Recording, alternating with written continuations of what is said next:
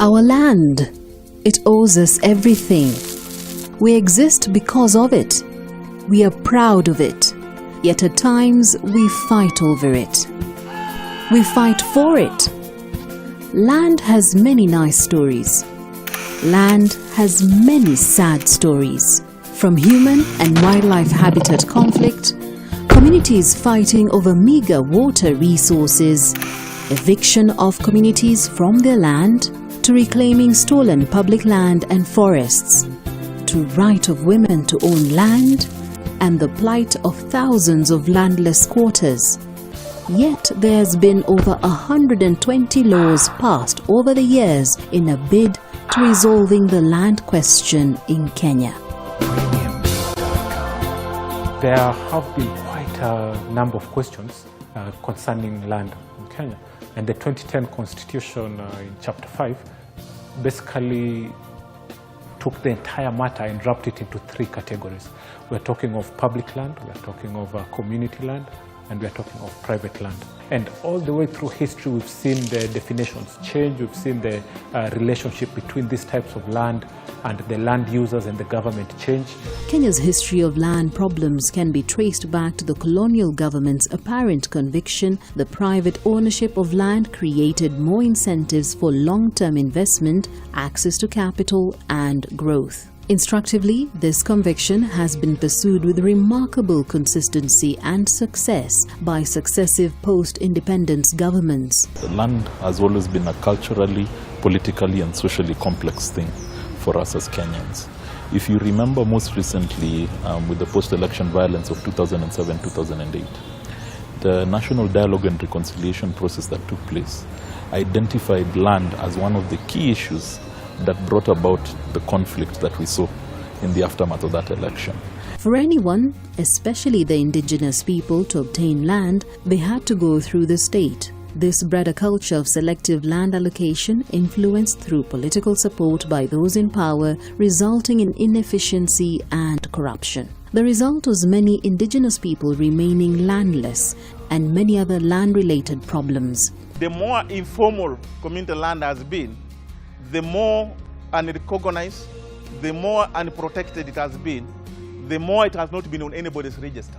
For once, all the new discoveries in oil, minerals, aquifer water, and any natural resource of any value is being discovered in community land. Act Change Transform, with the support from the Swedish government, has been working closely with the National Land Commission and numerous non-state actors to reform disparities in land tenure regimes, and they have successfully advocated for the passage of appropriate land laws, acts and land usage policies. What has been lacking previously is trust between civil society and state actors and government agencies. And I think with this facility, we've been able to build an element of trust.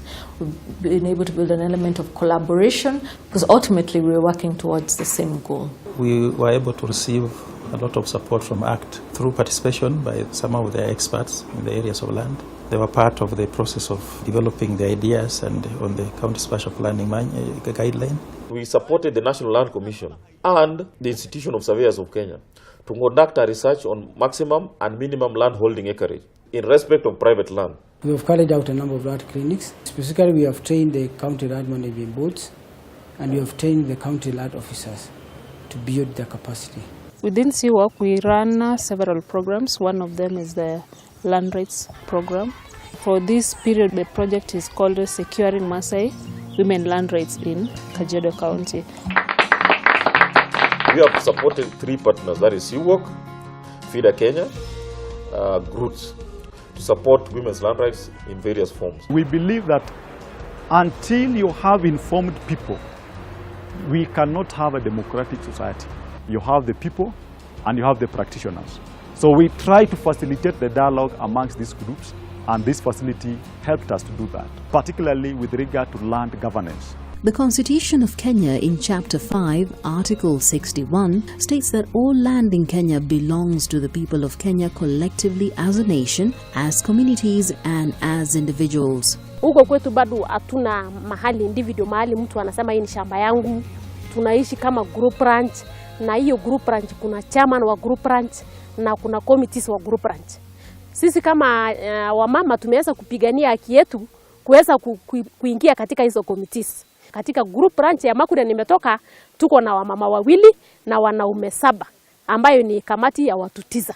We managed to penetrate the community in a sense to guide them through the process of how to include women in their decision making, and that process gave a result in a sense that now we have women sitting as members of the decision making platform.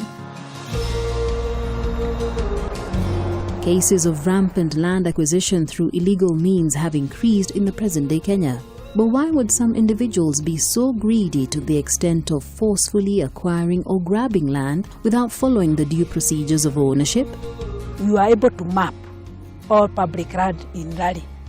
There were so many roads which had been encroached and crossed, where some were to access school, others were to access river. But now people have surrendered them voluntarily, and we are able to participate in government participation policies making, decision making. It's a bottom-up approach where the ordinary women identify the parcels, then the county government and the National Land Commission then feed this data into an online portal and produce a digital map. Technology will enable us to quickly know whether women are also in ownership of land and how much of that land is being owned. We have made quite a number of good and excellent strides, especially with the passing of the 3 main bills. You're talking of the Land Act, the Land Registration Act, and the National Land Commission Act.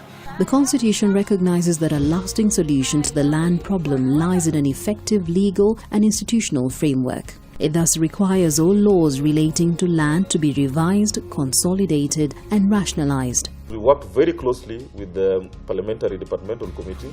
We worked very closely with caucuses within Parliament, including Pastoralist Parliamentary Group and the Coast Parliamentary Group. Community Land Bill is one of the least contested. The Physical Planning Bill, again, is less contested. It has passed through Parliament. It is before the Senate. The Land Act 2012 aims to revise, consolidate and rationalize land laws and title deeds in order to provide for the sustainable administration and management of land and land-based resources. We have presented a memorandum to Parliament on the Land Law Amendment Bill. We made a presentation to the Departmental Committee of Lands in Parliament during the retreat on the same bill. We're very grateful to the Embassy of Sweden for having been a critical partner in this process. We would hope that other development partners start to engage critically in this sector.